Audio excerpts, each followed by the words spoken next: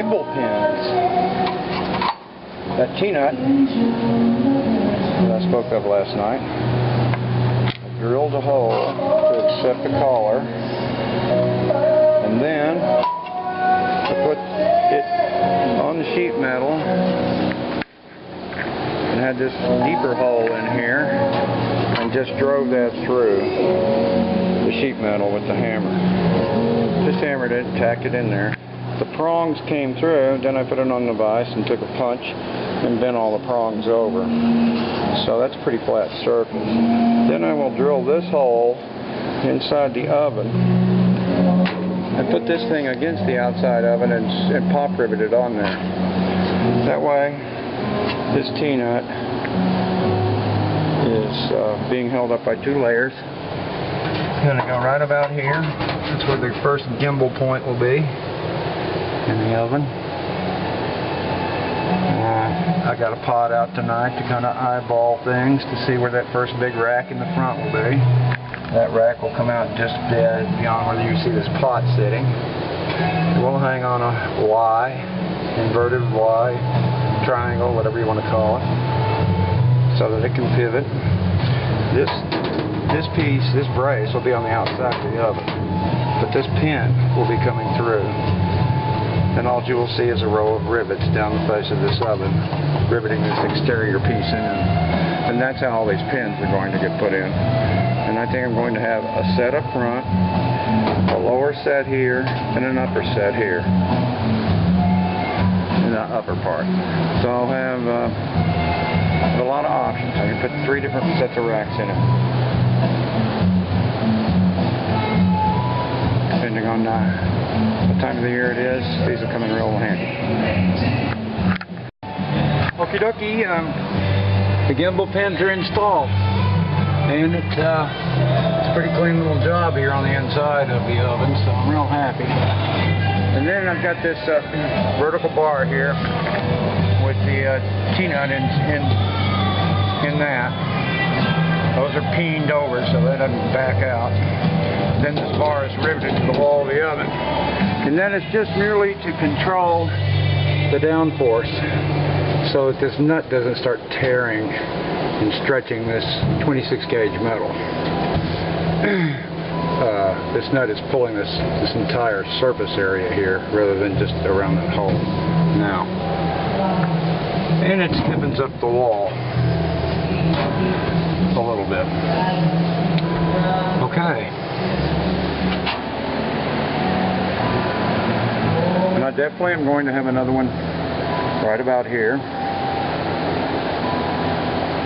A very wide one and low. And then another higher one up here. I kind of think this upper rack here will be like for cooking bread and such. But that's just my thinking. So, looking good. Looking really good. Oh, and by the way, these racks, these gimbal racks, I drew a SketchUp sketch of what I was thinking about. I'm going to use them, I'm going to recycle old oven racks. Just bring them in here and modify them the way I need them and paint them black. So, I think I'm going to get all of that whipped out. I've got 2 more gimbal pins to install in this wall, in these walls, so that's what I'll be doing tomorrow. It's been real hot here today, and tomorrow, well, I'm not going to do that tomorrow. Tomorrow is our art market. Tomorrow is June 13th, the second art market, so all I'll be doing is show and tell. So I guess I better clean this place up tonight, so my show and tell won't be too ugly.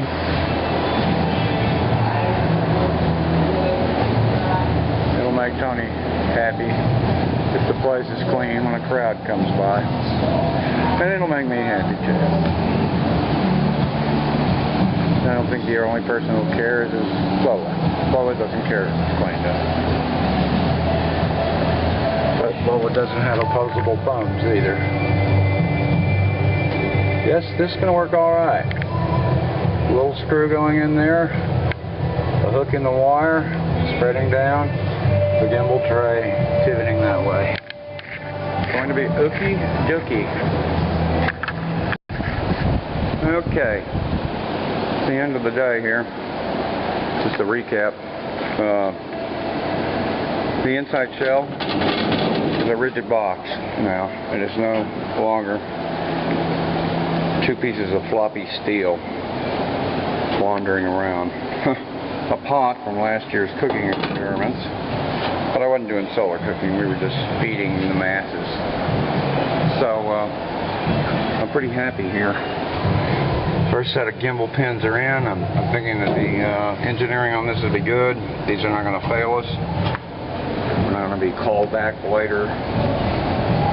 Because remember, that's all getting buried in 5 inches of insulation. It'll be hard to fix that if it fails. And then I'm going to prepare and install the other 2 sets of gimbal points I'm sure I'm going to put in here. So I'm going to have 3 gimbal points at the minimum. Probably 4 if I can think about it a little bit. But I knew I needed that one up in the nose, because that's where I want a big pot like this working. I mean, you set this pot here and this pot here early in the morning, and that starts cooking.